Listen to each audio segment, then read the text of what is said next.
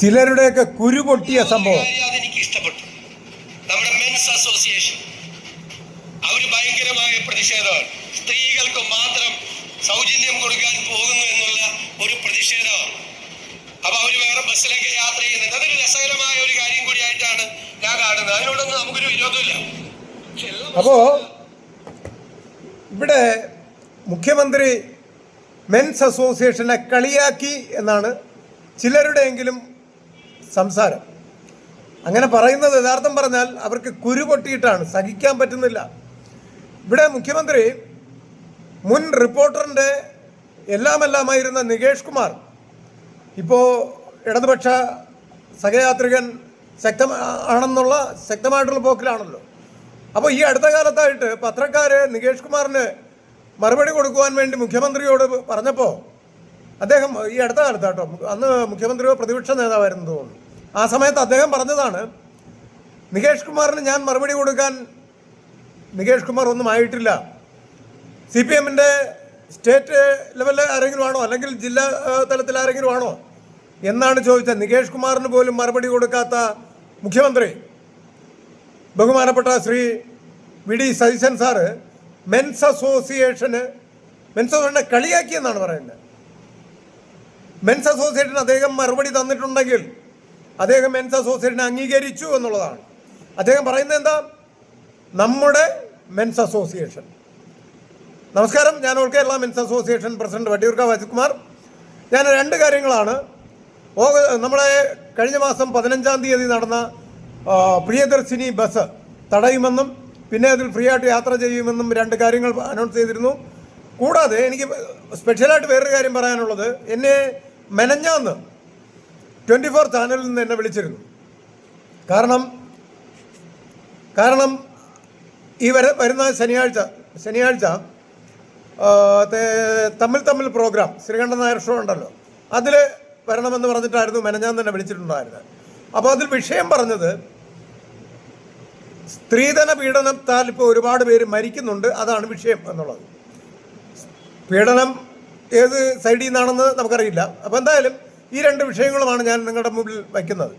എന്നിട്ട് 24-ൽ നിന്ന് ആ പ്രോഗ്രാമിൽ നിന്ന് എന്നെ മാറ്റുകയും ചെയ്തിട്ടുണ്ട്.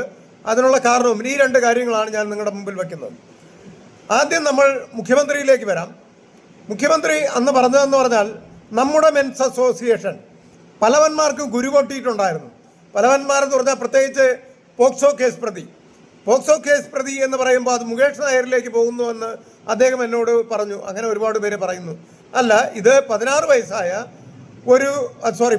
വയസ്സായ ഒരു കാഴ്ചയില്ലാത്ത ജന്മനാൽ അന്ധയായ ഒരു പെൺകുട്ടിയെ പീഡിപ്പിച്ച ജീമോൻ എന്ന് പറയുന്ന ഒരു വ്യക്തി നിങ്ങൾക്ക് എല്ലാവരും സെർച്ച് ചെയ്താൽ കിട്ടും. ഒരു വത്സത് പ്രിയൻ അവനെ ഉദ്ദേശിച്ചാണ് ഞാൻ പറയുന്നത്, അല്ലാതെ മുകേഷ് നായരെ ഉദ്ദേശിച്ചല്ല. അപ്പോൾ ഇവൻ എന്ന് പറഞ്ഞാൽ ഈ പ്രോഗ്രാം നടക്കരുത്. കാര്യം ഇവന് ഈ മാധ്യമങ്ങളുടെ ഫ്രണ്ടിൽ വന്ന് ഷോ കാണിക്കാൻ ഭയങ്കര താല്പര്യമുള്ളവനാണ്. അപ്പോൾ ഇവന് നമ്മൾ പുറത്താക്കിയല്ലോ. അപ്പോൾ ഇനി എങ്ങനെയെങ്കിലും ഇത് നടത്തിക്കാതിരിക്കണം. ഇവൻ ഭ്രാന്ത് പിടിച്ച് നടക്കുകയായിരുന്നു, ഭ്രാന്തനായിട്ടാണ് നടന്നത്. അപ്പോൾ അതുകൊണ്ട് ആർക്കൊക്കെ ഇവിടെ അവൻ എന്നോട് പറഞ്ഞത് മുഖ്യമന്ത്രിക്ക് പരാതി കൊടുത്തു, DGPക്ക് പരാതി കൊടുത്തു, ഇനി അവൻ്റെ അമ്മൂമ്മയുടെ മറ്റവർക്ക് പരാതി കൊടുത്തു, അങ്ങനെ എല്ലായിടത്തും കൊടുത്തു എന്നൊക്കെ പറഞ്ഞു. എന്നിട്ട് അവിടെ കമൻറ്റ് ബോക്സിൽ എപ്പോഴും നോക്കിക്കഴിഞ്ഞാൽ ഇവിടെ സെക്രട്ടേറിയറ്റിൻ്റെ അവിടെ ചെന്നാൽ എല്ലാവരും തല്ലി ഓടിക്കും, ആന ചെയ്യും, ചേന ചെയ്യും, വാഴയ്ക്ക ചെയ്യും എന്നൊക്കെയാണ് പറഞ്ഞത്. അപ്പോൾ ഇവനോട് എനിക്ക് പറയാനുള്ളത്, എടോ ഇത് വട്ടിയൂർക്കാവ് അജിത് കുമാറാണ് എന്ന് പറഞ്ഞാൽ എനിക്ക് പറയാൻ വാക്കുകൾ വേറെയാണ് വരുന്നത്. കാരണം നീയൊക്കെ കാണുന്നതിന് മുമ്പേ അപ്പുറം കാണുന്ന ആളാണ് ഞാൻ, മനസ്സിലായില്ലേ? എനിക്ക് ഓരോ കാര്യത്തിൽ ശക്തമായ നിലപാടുണ്ട്. ഇനി നീയൊക്കെ കമൻ്റ് ഇട്ടത് കൊണ്ട് ആരെങ്കിലും വരാതിരുന്നിട്ടുണ്ടെങ്കിൽ അവ അജിത് കുമാറിൻ്റെ വില അറിയാൻ പാടില്ലാത്തതുകൊണ്ടാണ്. വട്ടിയൂർക്കാവ് അജിത് കുമാർ ആരെന്ന് അറിയാൻ പാടില്ലാത്തതുകൊണ്ട് ഇനി ആരെങ്കിലും 1-2 പേര് വരാതിരുന്നിട്ടുണ്ടെങ്കിൽ ഞാനൊരു പ്രോഗ്രാം നടത്തുമെന്ന് പറഞ്ഞാൽ നടത്തിയിരിക്കും, മനസ്സിലായോ? നമുക്കൊരു നിലപാടേ ഉള്ളൂ. പിന്നെ വേറൊരു കാര്യം കൂടി പറയാം. മുഖ്യമന്ത്രി നമുക്ക് അനുകൂലമായിട്ട് പറഞ്ഞത് മാത്രമല്ല, ഒരുപക്ഷെ ചരിത്രത്തിൽ ആദ്യമായിട്ട് 10-20 വർഷമായി ഞാൻ സമരം നടത്തുന്നു. ഈ 10-20 വർഷത്തിൽ സമരം നടത്തിയിട്ട് പോലീസ് വരാത്ത ഒരേ ഒരു സമരം ഈ കഴിഞ്ഞ 15-ലാണ്. അതാദ്യം മനസ്സിലാക്കണം. സാധാരണഗതിയിൽ ജോയിയോടൊക്കെ ചോദിച്ചാൽ അറിയാം. നീ പോയി ആദ്യം ജോയിയോട് ചോദിക്ക്. ജോയി ഇപ്പം നിൻ്റെ വലം കൈയല്ലേ. ജോയി ഇറക്കിനോട് ചോദിക്കുക. അവനൊക്കെ വന്നപ്പോഴേ പോലീസിനെ കണ്ടിട്ട് ഓടിയ ടീമാണ്.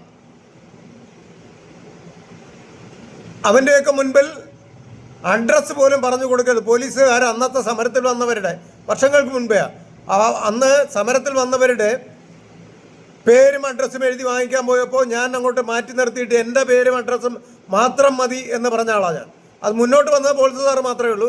ബാക്കിയുള്ളവരെല്ലാം പേടിച്ച് പിന്നോട്ട് നിൽക്കുകയായിരുന്നു ഈ ജോയി ഇറക്കലും ടീമുകളും.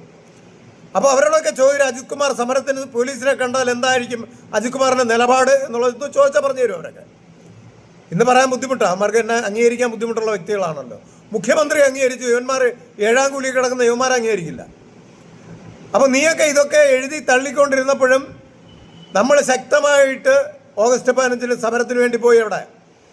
അപ്പോഴാണ് നമ്മുടെ മുഖ്യമന്ത്രി പറയുന്നത് നമ്മുടെ മെൻസ് അസോസിയേഷൻ, അദ്ദേഹം ഇതിലെവിടെയാണ് ഈ പറഞ്ഞിട്ടുള്ള വീഡിയോയിൽ എവിടെയാണ് സംഘടനയെ കളിയാക്കിയത്? അദ്ദേഹം നമ്മളെ അംഗീകരിക്കുകയാണ് ചെയ്തത്. അദ്ദേഹം പറഞ്ഞത് അതൊക്കെ രസകരമായിട്ടുള്ള കാര്യം, അതൊക്കെ ഞങ്ങൾ ആ രീതിയിലേ കാണുന്നുള്ളൂ എന്നുള്ളതാണ്. അതിനെ സ്വാഗതാർഹമായിട്ടാണ് അദ്ദേഹം പറഞ്ഞത്. ഇതുപോലും മനസ്സിലാക്കാൻ പക്ഷേ ഇവർക്ക് തടിതപ്പണ്ടേ അതിന് വേണ്ടിയിട്ടാണ്. കാര്യം മുഖ്യമന്ത്രിക്ക് ഇനിയിപ്പോൾ നിവേദനം കൊടുക്കാൻ ഞാൻ കുറച്ച് വൈകിപ്പോയി. കാര്യം 2 ദിവസത്തിന് മുമ്പേക്ക് തൃശ്ശൂരായിരുന്നു. തൃശ്ശൂർ നമ്മുടെ ഒരു ജോയിൻറ്റ് സെക്രട്ടറിയുടെ പ്രശ്നമായിട്ട് ബന്ധപ്പെട്ട് അവിടെയായിരുന്നു. അപ്പോൾ ഇങ്ങനെ പല സ്ഥലത്തും ഓടിക്കൊണ്ടിരിക്കുന്നതുകൊണ്ടാണ് നമുക്ക് ഒരിടത്തും എത്തിപ്പെടാൻ പറ്റാത്തത്.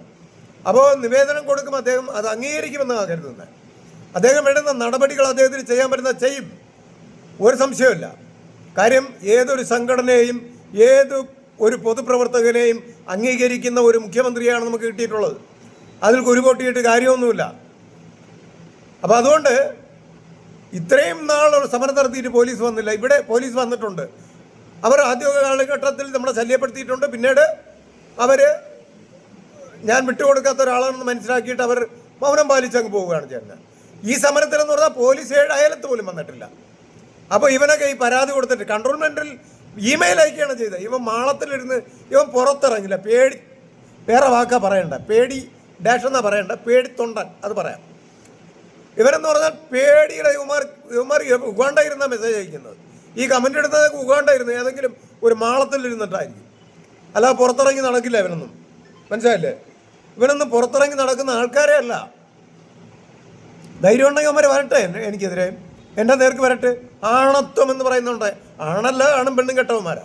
അത് നമ്മൾ ആ രീതിയിൽ കണ്ടാൽ മതി, അത്രേ ഉള്ളൂ. ഇവിടെ ഇവൻ ഇമെയിൽ അയച്ചു കൺട്രോൾ റൂമിൽ. ആകപ്പാടെ എന്നോട് ചോദിച്ചത്, എൻ്റെ അടുത്ത് കുറച്ച് കാര്യങ്ങൾ ചോദിച്ചു.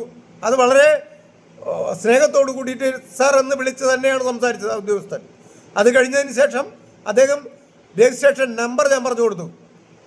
അത്ര തന്നെയാണ്. പിന്നെ എന്താ നമ്മൾ കാണുന്നത്?